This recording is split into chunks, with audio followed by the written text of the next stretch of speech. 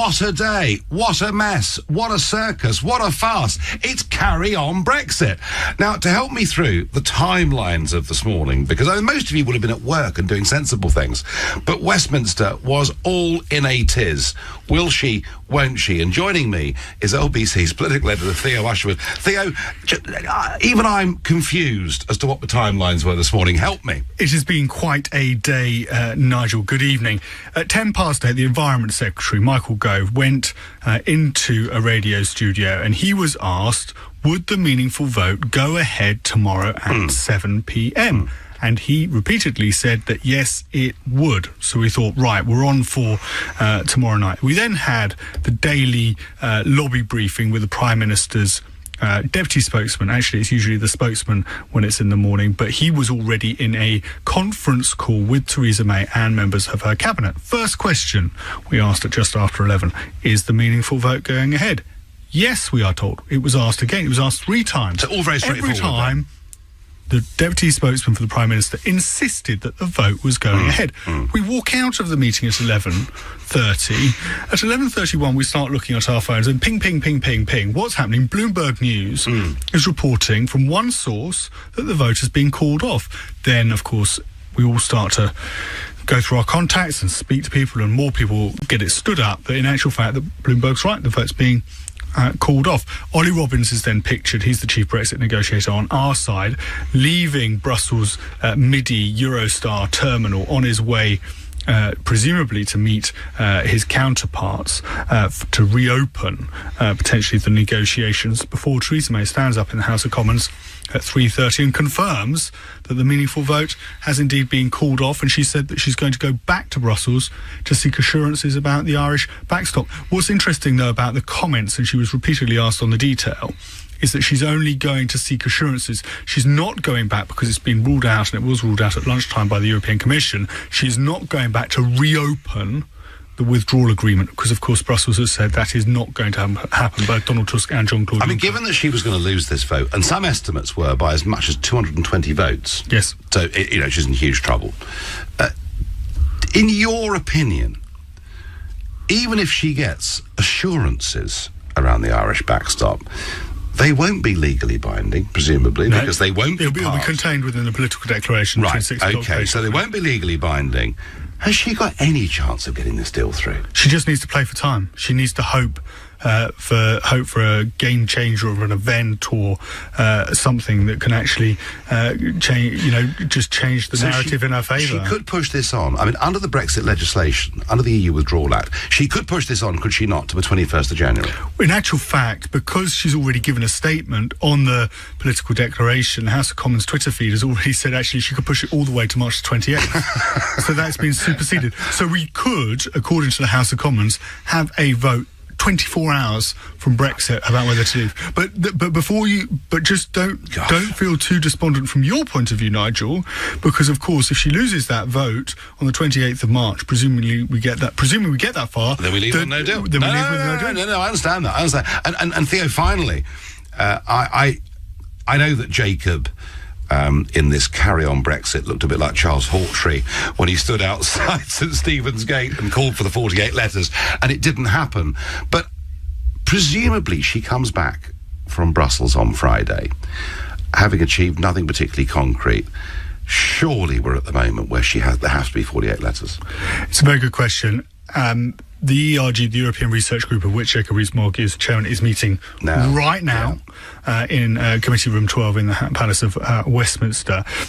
If they're looking at this and trying not to see a repeat what happened at the beginning of last month, when of course Jacob Rees-Mogg walked out of the same ERG meeting, same committee room, down the steps and to St Stephen's Gate said, let's all, over the top we go to try and challenge the Prime Minister. They need to try, from their point of view, of making it and ensuring the optics aren't all about it being a coup from the Brexiteer side. They need to bring in the likes of Bernard Jenkin and Ian Duncan Smith, people who aren't maybe sympathetic and may attend the ERG meetings, but who didn't think it was who didn't think it was suitable to challenge Theresa May directly, but wanted the legislation to do it, and see legislation fail, and then Theresa May would go on her own volition. Well, we'll see. Theo, thank you, and don't go on holiday anytime soon. So at 3:30 this afternoon, after this farce that Theo's just described, where it was sort of will she, won't she, and in the end it seemed that the press knew before some of the cabinet what was actually going on. Theresa May stood up in the House of Commons today at 3:30 and talked about the Irish backstop. The fact that the hard-won peace that has been built in Northern Ireland over the last 2 decades has been built around a seamless border. And the fact that Brexit will create a wholly new situation. On the 30th of March, the Northern Ireland border will for the first time become the external frontier of the European Union's single market and customs union. Does this House want to deliver Brexit? If the House does it want to do so through reaching an agreement with the EU? If the answer is yes, and I believe that is the answer of the majority of this House, then we all have to ask ourselves whether we're prepared to make a compromise. Well, there we are. She's off to Brussels, and this is what she's going to be seeking on Thursday night. I will go to see my counterparts in other member states and the leadership of the Council and the Commission. I will discuss with them the clear concerns that this House has expressed. She's after assurances, and she re-emphasised it. I still believe there is a majority to be won in this House in support of it, if I can secure additional reassurance on the question of the backstop. That is what my focus will be in the days ahead. So that's twice. Once she said assurance, now she said reassurance, then she does it again. I have listened, I have heard those concerns, and I will now do everything I possibly can to secure further assurances. Further assurances. And she does it again. I am determined to do all I can to secure the reassurances this House requires. There we are. To get this deal over the line and deliver for the British people. So she's going to go and seek assurances and reassurances. But of course, she does have one huge potential card to play, and that is we could leave with no deal. That'll get him sitting up and thinking, but here's what she said about that. Be upfront that in the short term this would cause significant economic damage to parts of our country who can least afford to bear the burden. So let's get this right. She's not going to threaten them with anything, but she's going to ask for assurances and reassurances. What a complete and utter waste of time. And then, right at the end of the speech, she said the one thing that makes me understand why this whole thing is such a humiliating failure. And even though I voted Remain, from the moment I took up the responsibility of being Prime Minister of this great country, I've known that my duty is to honour the result of that vote. Duty. It's her duty to honour the vote. She didn't vote for it. She can't even bring herself to say she believes in it or wants it or thinks it's good for the country. It's just her duty. And we've heard this language ever since that speech in Florence last year, and that is why this is such a dramatic failure. What assurances do you want from the Prime Minister? 0345 6060 973. I'm heading to the west coast of France to speak to Adrian, who lives in Nantes. Good evening, Adrian. Good evening, Nigel. I personally want the UK to accept that this process has come to an end and that the red lines that Theresa May laid down have funneled the negotiations into a cul-de-sac that we cannot get out of, and it's time for the United Kingdom to respect both the result of the referendum but also the narrowness of the result of the referendum, and we should immediately go back to the European Union and say that we wish to take up the offer of remaining in the European Economic Area after we leave in March, and that we should make an application to rejoin the European Free Trade Association and remain within the European Economic Area. That is a deal that the European Union offered us some 18 months ago. It is a deal that keeps us fully engaged with the economies of Europe, but without keeping us in the political pillar of the European Union. So we'd be outside the political structures of the European Union, outside of the CAP, outside of the CFP, but we would be able to trade freely with the European Union. One slight problem with that, Adrian. one slight problem with that, which is that we were promised in that referendum debate that voting to leave meant leaving the single market. We were promised the same thing again in the general election. So, number one, it's a breach of promise. And number two, it would mean continued free movement and continued acceptance of European law. Okay, so you've raised 3 points there. Do you promise to allow me to just explain to you why that is not the case? The first point is... If you can, I'll be fascinated, yeah. Okay, right, okay, so the first point is that you raised was the issue of the promises. Yep. Well, you yourself said during the European Union referendum campaign, not least of all of the spectator debates at which I was present, well, you said, what's wrong with Norway? It's a perfect example of a free, rich and independent, your word, independent European state that's outside of the European Union. So the second issue that you raised... Well, the Norwegians, Adrian, the Norwegians twice voted not to join the EEC and then the EU, and were then betrayed by their politicians who pushed them into the EEA. But I'm pleased to say there's now a campaign to get out of that. And the point I was making was Norway is doing better than we are because they've got the fish. From what I can see, we'd finish up like Norway without the fish. Okay, well, 66% of the Norwegian population in the poll in September 2017 said that they did not want to join the European Union, but they were happy with their arrangement inside the European Economic Area. The second issue is that... Right, hang on, let me finish, because you promised you'd let me. The second issue is that the government published a white paper about 12 weeks before the referendum campaign where it outlined 3 potential models for a future relationship with the European Union. One was based on the European Economic Area. The other was based on a free trade... No. Adrian, I'm going to stop you there. Every single major player on both the Leave and Remain side said leaving means leaving the single market. Yeah, well, what somebody said in an election campaign is not what binds the government. I'm talking about what the government said, because the government has taken the responsibility of delivering Brexit, not stronger in. And what about free movement, Adrian? Okay, well, free movement can be dealt with to a degree, not completely, but to a degree by triggering Article 112 of the EEA agreement, as Liechtenstein has done, which, as you will know, will trigger a conference between the contracting parties of the EEA agreement, which will then lead to, hopefully, a protocol that will ensure that the European Union respects the fact that the United Kingdom, for reasons that it alone can judge that it has the right... It's not good enough. It's not good enough. It's not clear enough. I'm afraid it is clear. Adrian, this is a Remainers Brexit, isn't it? EEA is a Remainers Brexit. Well, I voted leave, Nigel. You did? Okay, and why do you want to... Why would you accept then if you voted leave? Our laws being made somewhere else? But they're not made somewhere else. The European Union will not be able to affect the United Kingdom other than through the 21%, I think, was your figure, or was it 19%, Nigel? I can't remember what you said. But it was the figure that you gave, which is the percentage of the EU acquis that is within the European single market. And that is mainly, I think you said at the time yourself, global standards and global regulations that we would have to abide by. Oh, yeah. Adrian, I understand the argument. I know there is some support.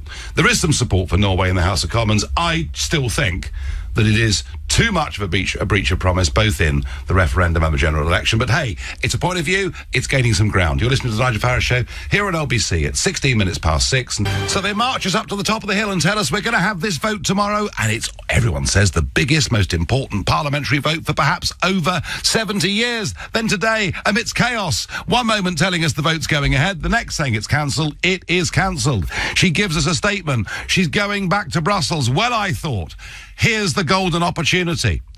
Go and say to Barnier and the boys, no backstop or there is no deal. And watch German and French industry and Italian industry squirm and shout at their leaders, come to an arrangement, otherwise we'll be hurt. Oh no, that's not what we got. What we got were that she's going to go there and seek assurances and reassurances about the backstop in the hope she can tell us it'll be time limited. But none of it will be legally binding whatsoever. My view is not only is this deal dead, I cannot believe now, given this level of national humiliation, that there will not be at least 48 letters in by this weekend. Goodness, I hope so. What assurances do you want? Tanya from Mitcham says, can I get assurances and reassurances that Theresa May will be gone by the end of the week? Oh, I hope so, Tanya. On Twitter, Toby says, I want the assurance of 48 letters sent in to the 22 committee. Nigel, this is now the signature moment of a government in terminal decline. There can be no recovery. Her survival is her priority, not the primacy of Parliament. Less to the interest of the people. Democracy has become a disgrace, and I didn't even vote for Brexit, says Kevin. Simon on Facebook says, the EU will not change the withdrawal deal, so let's have a people's vote. Well, Simon, some will argue that, but I would remind you, we had the people's vote. We know the result. And Paul says, going to Brussels is a waste of time. The EU will not give her anything, let alone a chocolate biscuit. What does Paul, a new caller from Worthington, think? Paul, what assurances do you want from Mrs May? Oh, I'd love her to stand up and say I'm leaving, but it's never going to happen. Honestly, I think the whole thing's... I think we've been stitched up by the Remain. I really, really do. We've got a parliament full of Remainers. Yes. Right from the beginning, giving away our money, giving promises. It's an absolute nonsense. There's no sense. They're just mindless idiots. They really are. But a strong Prime Minister, Paul, a strong Prime Minister could have stood up to this.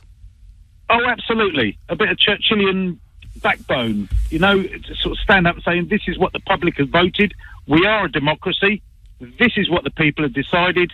This is what must happen. But, oh, no, she just gone about the whole thing, you know, strong and stable nonsense. That's what she is. So you, Paul, simply want her gone, yeah? She's got to go. We've got to have a Brexiteer in charge. Yep. I mean, I voted leave because I can see Europe crumbling over the next, 10 years, if that. There won't be an EU for us all to squabble. I agree with you. I agree with you. We've got to get out now, and what we are governed, and the people in Parliament, they listen to all these big businesses, the CBI. All they look at is their 1 year in front, and what they're going to pay out on their returns and everything else. That none of them look long-sighted. None of them can look into the distance because they're not paid to. They're not all their massive £1 million salaries. They don't give a monkey. Paul, can I ask you about the little man? Yes. Can I ask you, Paul? I'll try and calm down. Sorry. No, I mean, are you angry to the point you want to get out there and vote again? Are you angry? No. I'm a Democrat. We voted. We've taken the vote, but the problem is it's been stolen from us by the clowns in Parliament, who haven't got a clue what they're doing. And how would you feel, Paul? How would you feel if at the end of all of this, a second referendum was forced upon you? I would be fuming, Nigel. How would you feel? Oh, I'm not going to use the word on air. It's too early. No, absolutely. Paul, I'm with you. I'm with you, and I think millions feel like it. Thank you for the call. Tina says, thought this deal was non-negotiable. Now she's rushing back to Brussels. Well, Tina, they've all said in Brussels it's non-negotiable. But it's okay, Tina, because she's seeking assurances and reassurances. What a complete and utter waste of time. Rick says Theresa's fumbling to try and find a way to justify holding a second referendum. Well, if that's true, Rick, she will split her own party in the most extraordinary way. Lawson says members of Parliament are guilty of ignoring the will of the electorate. They've been doing that since day one. I think Jean's got it right. What an absolute shambles. It is. Carry on Brexit. Diane is calling from Bexhill and is a new caller to the show. Good evening, Diane. Hello, Nigel. So what do you want to hear? When she comes back on Friday, what assurances do you want to hear? I don't think she can give any assurances, to be honest. I think we knew what we were voting for. Project Fair didn't work. All the predictions were wrong by all the main, you know, the Bank of England, everybody, the civil service was not prepared for the result. Mm-hmm. And I don't think... We've just been betrayed, and I think the majority of people are very, very angry. Very angry. So is there nothing, Diane, she can say to you that I don't think so, no, because she's lost our trust. We knew she was a Remainer. We knew she was on the fence. We knew that actually she didn't fill a cabinet full of people that were strong Brexiteers, did she? No, she didn't. And you know, you've got your own MP, of course, in Bexhill. Yeah, but the thing is, we've got our own MP. And he's very angry about that because the majority of people did actually vote to leave. Now, he's a party man. You know, we've been down to see him and we said, look, are you going to vote as a representative for the people in your constituency, or are you going to vote the party line? So, Diane... We will vote the party line, and I think... Diane, you're angry with him. And I'm angry with it all. I'm angry with him because he's not our representative, because he doesn't actually represent the majority of the people in his constituency. I'm also angry that we've had this only true democratic vote, and it hasn't been honoured. No, Diane, there are more battles to fight. Thank you for your call and for your passion. Tristram is calling from the Isle of Man. Good evening. Good evening, Nigel. Donald Tusk has just tweeted, we will not renegotiate the deal, including the backstop. Yeah. So what is the point of her even going to Brussels? There is none. All she's going to do is get a flea in her ear and be told to come back here and get them to pass the deal. They're not going to do that. There is only one decision, executive decision, that can now be made, and that is to leave without a deal. Now, she's not going to make it. She cannot clinically make a decision. And yet she rubbished that, Tristan. I mean, that was the thing to me that amazed me in that speech. That the one threat she had to take to the table on Thursday, she effectively threw away in the House of Commons today. Yeah, I don't think she understands, or Parliament understands, the nature of the British people. Above all, we want our democracy respected. If she respected our democracy and left without a deal, we would take a bit of pain even if that happened, but ultimately we would respect it, and I think genuinely that would happen. The problem is, the only thing that's going to shift this impasse is a new Tory leader. So I hope we get those 48 votes for the 1922 committee. So do I. But the question is, who would the Tory party elect? Because I understand the MPs generally remain, the party membership is generally leave yep. and would vote Boris. So they've got to put somebody in to make a decision. Now, how are they going to do that? Because I don't think the party would vote for Boris, but I think they should. If it's not Boris, I mean, heaven help us if it's somebody like Amber Rudd. I mean, they've got to put somebody in place who will show executive leadership, make a decision, cut through the rubbish, be ruthless, and get out of it. Is it, Tristan, is it too late to say Brexit, or could somebody with decisive leadership still pull this out of the bag? The legislation has been passed. They have jumped through all the hoops to leave. We've had the referendum, we've had Article 50, we've had the EU Withdrawal Act that says legislatively we leave. So how can they put us through all these hoops and then go backwards? They are on a path. Everything is on a path to leave. They can't. It's too hard to stop it. They just can't swallow it because it's not what they want. It's not what they want. Sums it up in many ways, Tristan. Thank you. And I get on Twitter. If you're a Democrat, the majority of the country can see it's a massive mess. For goodness sake, let's have a people's vote. Ford, if you're a Democrat, you'd respect the first referendum, and you certainly wouldn't want another one before it's even been implemented. You're listening to the Nigel Farage Show here on LBC. It's 6:30 in time. So Theresa May goes back to Brussels tomorrow ahead of a big summit on Thursday, and she's looking for assurances and reassurances on the backstop. What good that'll do her, I do not know. It is not legally binding. Donald Tusk has just told us the backstop is not up for renegotiation. They've banked that. It's in the bag as far as they're concerned. Alan says, Nigel, you say no backstop or there's no deal, but surely if we told them, right, there's no deal, then they wouldn't get the backstop at all. Yeah, Alan, I get that, mate, but she wants to get this deal through the House of Commons. The point I'm making is, and even Boris Johnson was pretty clear about this in the Telegraph today and on television yesterday. Even though Boris hates the deal, he says, look, if you bin the backstop, if you get rid of that, I will vote for it. And I believe there is a parliamentary majority now for this deal. I don't like it at all, but there's a majority for it if she gets rid of the backstop. She's not even going to try, and they are not going to reopen that conversation. But that, if I were her, would be my negotiating tactic. Kerry Amalo says, is it possible she could come back to Parliament and give them two options, this deal or no deal?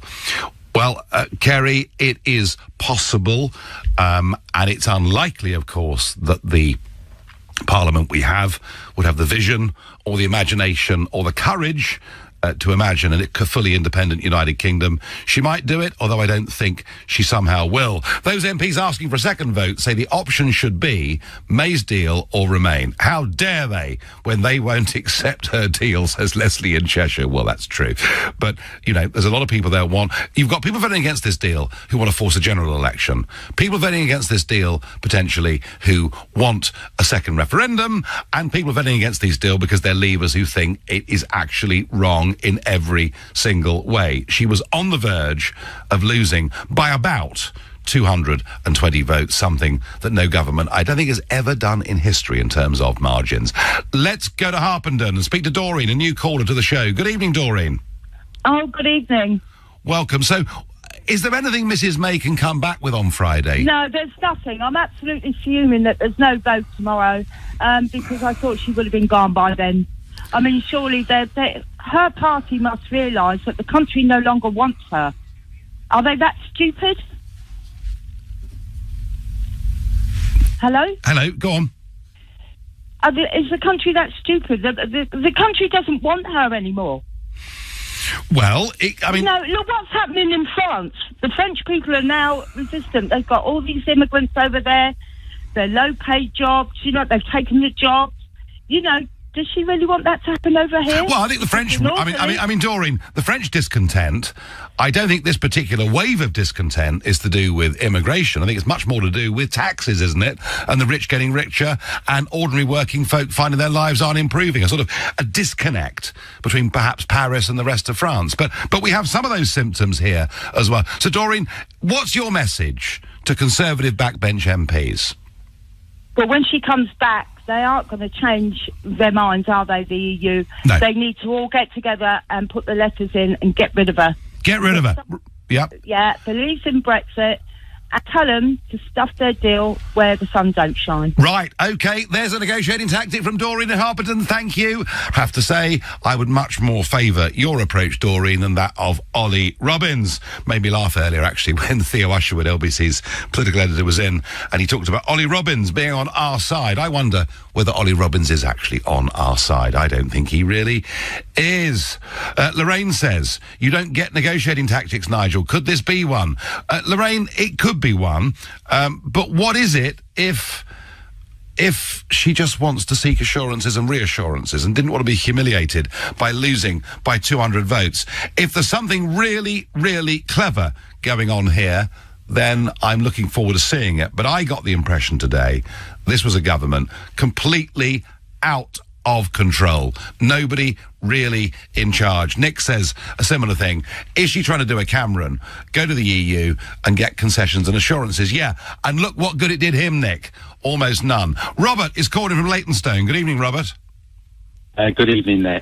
Yes, I'm very glad that the vote has been called off. I think Theresa May should go over to the EU and she should tell them that we do not need a backstop, and I'll explain why we don't need one afterwards. She should also say, if you don't want the free trade component of it, then we take that out as well. All we need to do is get a deal that includes things like flights, citizenship of those UK people in the EU and vice versa. So sort of neighbourly things, yeah.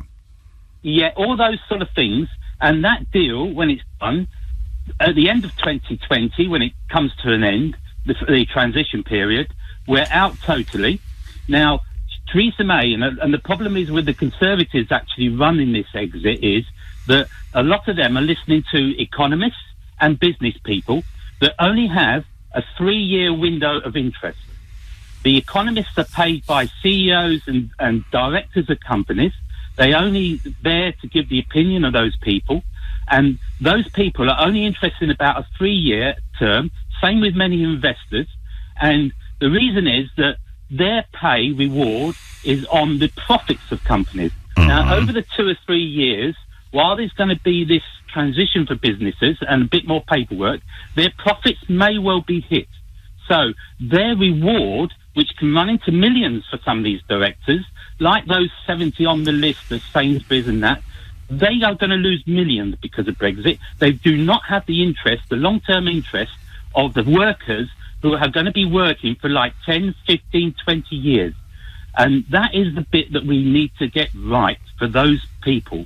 And Well, Mrs. May said today that if we left on WTO terms, it would hit the lower paid hardest. Was she right?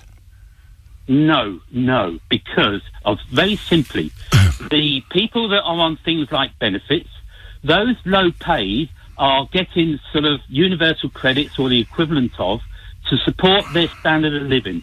People in this country are guaranteed a minimum standard of living by our benefits system. And those that are on universal credit at the end of March can receive an adjustment that covers any additional cost. I'm not going to get dug into all of that, Robert. Robert, in short, is she going to win the vote next week? I hope not, and I don't think she actually will. No, nor do I. If it's right that there's 200, then no, it's not going to convert. No, I agree. It'll all be over by Christmas, perhaps. Thank you very much indeed. A second referendum I get by text will set a precedent. The Scots will be screaming for one. Every close election result will have to be fought again, says Laurie from Plymouth. Evening, Nigel. If 48 letters are handed into the 22 committee very quickly, I can see Article 50 being revoked and Brexit stopped. I hope I'm wrong, but, says Vince in Exeter. But, of course, we did get the court ruling this morning from the European Court of Justice, and surprise, surprise, we're able, if we want, to just extend Article 50 without seeking anybody else's permission. Jim on Facebook says, your people voted and made May leader. Oh, no, they didn't. She's made the deal. If you don't like it, suck it up. No, Jim. I didn't want a Remainer to be leader. I simply can't believe a Remainer became leader. And look at what she has done. And Rob from York says, if we'd announced no deal 2 years ago when we triggered Article 50, businesses would have been prepared and adapted by now. We'd be ready to go and succeed in the world. The most damaging part of everything so far is indecision.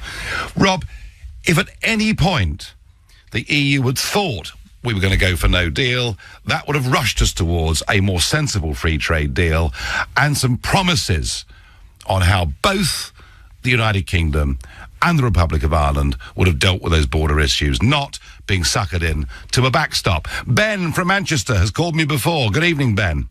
Good evening, Nigel. Welcome back to the show. So, what concessions do you want to see? I'd like to see the concession of basically a no-deal Brexit, to be honest. Okay. I mean, realistically, what concessions have we not already given up on our side? Wow. I mean, I'm going to say, what more can we give, Ben, really? Exactly. I mean, Theresa May got over there every single time, and every single time Yeah. and just made this country poorer. Yeah, we've given money, we've signed up to a deal that means part of our country could be annexed. Yeah, we can't give any more. Exactly. So, Ben, she does potentially, despite what's been said today, she could potentially go, couldn't she, and say, bin the backstop or it's no deal. But she's just not going to do it, is she? Nope, but I think she should say exactly what Gerard Batten's been saying, and that's dump the deal. Dump the deal. Well, bin the backstop. I'm all for binning the backstop, and I'm all for binning this deal. I've always been happy, Ben, for a free trade deal, but I'm afraid we never even asked for one. Thank you. John in Luton is a new caller. Good evening, John. Hello there, Mr. Farage. But yeah, I'm listening to your show. First I'm listening to it this afternoon, and I'm listening to it thinking, wait a second, I work for a car company, and this car company happens to be Jaguar. And basically, if you look online, my mates look online at work, and they might lose their jobs as well. There's quite a few people working in my factory. Jaguar, as soon as Brexit doesn't, if they don't agree with Brexit or what you're saying, they're saying, right, well, Jaguar's owned by foreigners anyway. They're going to move to either Lithuania or another Eastern European country. It's cheaper to make the car there. So Jaguar's not even going to be British anymore. It's going to be, you work it out for yourself, mate. They're basically turning around and they're not helping people at all, to be honest. I can lose my job. Those people in Coventry, I think, where Jaguar. Well, John, I mean, John, car firms come and car firms go, and we know that. I mean, Ford Transit left Southampton, went to Eastern Europe, and actually got European grant money to do it. So we know firms come and go. But John, these threats, all right, about the car industry, we heard all of this at the time of the Euro. You know, if Britain doesn't join the Euro, the car manufacturers won't be in the UK, and they're still here, John. I know, because they're turning around. If you saying, look at the comments. This is local papers on my phone. I'm losing your line, John. I'm losing your line. I'm going to try and get you back after the break on a fresh one. You're listening to the Nigel Farage Show here on LBC. It's 6:45. Teresa's heading back to Brussels, looking for assurances and reassurances. What good that'll do her, I don't know. I think this deal is completely and utterly dead, and I think with it her premiership. That's my view. Now, John from Luton was a new caller on the line earlier. We lost the line. Johnny, you're back. I'm back. Can you hear us now? Yeah, that's better. So you're in the car. You're in the car industry. You work for Jaguar, I think you said. Is that right? Yeah. Yeah. Basically, I'm trying to explain something to you, but you keep. Well, I don't mind you butting in. No, I literally could barely hear you. We've got a good line now, so please make your case. Okay. What I'm saying is, if you look online at the news up in Coventry, the local newspaper, because you can get it on your phone, they're saying in their local newspaper that yes, they are going to be losing jobs there because basically they're going to they might close the factory down and move it to another country. Now, it might not happen, might happen. You're saying it might be okay, but, you know, I'm worried, and so are a lot of people up there worried, and I'm in Luton, I'm worried there because we work for a subcontractor that works for them. John, I mean, I would just make this point to you as far as Jaguar was concerned. Number one, in terms of exports of Jaguar cars, of course, increasingly more of their cars go outside the European Union than go to the European Union. All right? Now, the risk, of course, is the risk of a no-deal Brexit, the risk of a WTO Brexit would be 10% tariffs on cars, yeah? Yep. But I tell you what, if sterling falls a little bit, that more than compensates for it. So I don't think in terms of selling to the markets, it's a big problem. In terms of location, John, the point I tried to make earlier, but we were struggling with the line, is that car firms come and go anyway. You know, we saw Ford Transit move to Eastern Europe. I do understand people's concerns, but actually with a firm like Jaguar, clearly the real opportunity for the future is not the European market. It's India, it's China, and it's the rest of the world. And if Jaguar is going to succeed with its export market, that's where it's going to do best. Yeah. I agree with you on that score. Yeah. All right, John, you're concerned. I understand it. I thank you very much indeed for your call. I'm pleased we got you back on a good line. Osama is calling from Dubai, a new caller. Good evening. Good evening, Nigel. First-time caller. Welcome. But please, just bear with me, because I'm just trying to work out through the actual conundrum logically. Okay, go on. Now, 2016, the country voted leave. Uh-huh. So therefore, I may be wrong, but the starting point should have been all politicians having accepted that in reality, you completely leave the European Union, all the rules and regulations that you're tied to, and then work out a deal in which the country then decides what is its in interest to keep hold of. So your starting point is zero, work your way up. And it seems that both parties, including Theresa May's deal, was effectively to have assumed that we should stay in Europe and how much do we take out of the European Union regulations and institutions. So everybody's approaching this not from the result that happened in 2016, but the other way around, and assuming that, in fact, the people voted to remain. So we started, Osama, so you're saying we started this whole thing, or the government started this whole thing, from the wrong place? Yes, I agree, absolutely. And I'll give you an example. I mean, look, for me, I would have been a Remainer, and I am a Remainer. But in reality, what is more important, I think, for the country is the sense of fair play. And if I was to be given a second referendum, I'd vote out. Because there is a complete detachment by the members of Parliament from the will of the people and their constituents. They pay lip service for the word democracy and fair play. And the idea of a people's vote actually does a disservice to the people who voted out. No, I think that's right. I think that's right. But Osama, they're not part of the people. You've given us. You've given me your analysis of why we are where we are. Do you think there's anything the Prime Minister could come back with on Friday lunchtime that would save the day for her deal? No, because I suspect her gut instinct is actually to remain, and she'll always be trying to cling on to as much of the European Union as she possibly can get, that is not her fault. That is just her instinct and inclination. Yeah, and she says it's her funny enough, duty. It's her duty to leave the European Union. She never says she believes in it, does she? She never says it believes in it. And in reality, I suspect if Jeremy Corbyn, hand on heart, and was not being blackmailed by his own party, is allowed to be given a free hand, he probably would have done a better job for this reason. Look, let's look at the cold light of day. For somebody like Corbyn to actually say that the European Union was going to save industrial jobs is absolutely nonsense. Because Rover back in 2005 he knows it. was allowed to sink because the European Union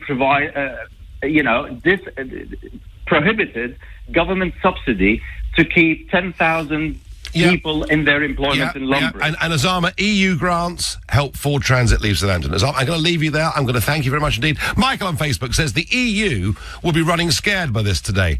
Michael, no, they won't be running scared of this today. And if this is a negotiating tactic by her, it's going to get her absolutely nowhere. Michael, my experience of the EU, and I will let you know because I'll be in Strasbourg on Wednesday, I'll be at the summit on Thursday, but my recent experiences of life in the EU is they are laughing at us. I think the whole world is laughing at us. I think today, and the way it played out, I think the whole thing is a national humiliation. That is my view. Nigel, twice in 2.5 years, 2 Conservative Prime Ministers have gone to Europe and come back with rubbish deals.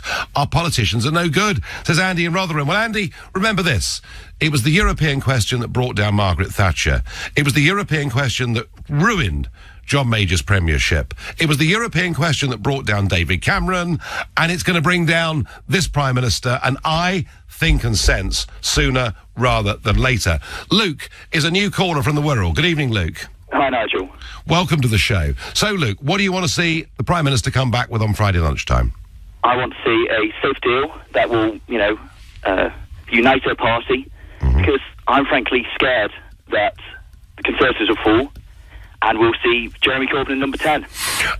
OK, Luke. Well, I tell you what, and, Boris and others have made it clear, even though many in the Eurosceptic camp loathe this deal, loathe the money that's being given away and all the rest of it, if she got rid of the backstop, she'd get this deal through. Shouldn't she be going and saying, look, you can say what you like, but actually, this has to go or there is no deal? Isn't that, Luke, what I'm not saying she will, but isn't that what she needs to do?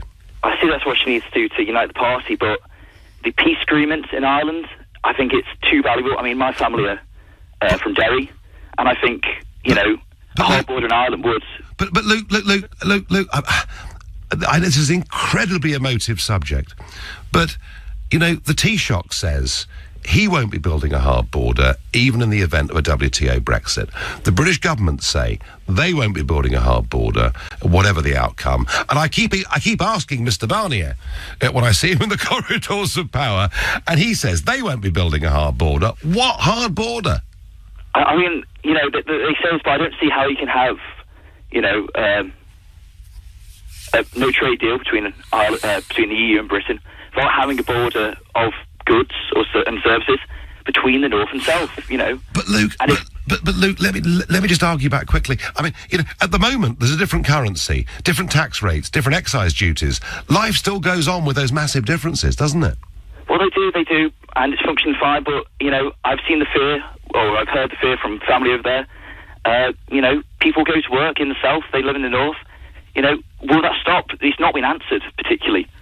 I just don't see why it should, and I think this has been put up and used, frankly, as almost a gigantic hoax. I just do not see why that should be. But that's the narrative the Prime Minister has bought into. Where's this all going to finish, Luke, in your view?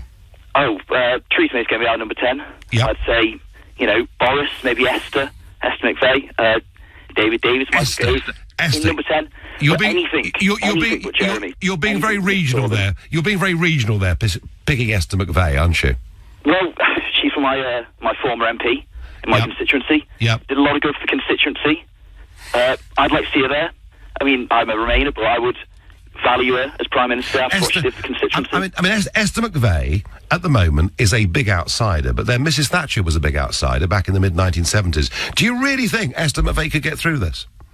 She's going to have a tough battle against the likes of Mr. Johnson, Mr. Gove, But so was Theresa. She was an outsider. She's done it, and, well, for the first half of her premiership, she held a strong government. All right, OK. No, Luke, it's a very, very interesting perspective. Thank you. Chris in Glasgow said, is Theresa the deceiver actually headed to Brussels to ask, what shall I say now? Chris, she's the elected Prime Minister of our once great nation. I've no doubt she will come back on Friday, having sought assurances and reassurances. Not that that will do her any good. You've been listening to The Nigel Farage Show. I'm back tomorrow night at 6. At 10 tonight, it's Tom Swarbrick. But up next, it's Ian Dale. Nigel, thank you very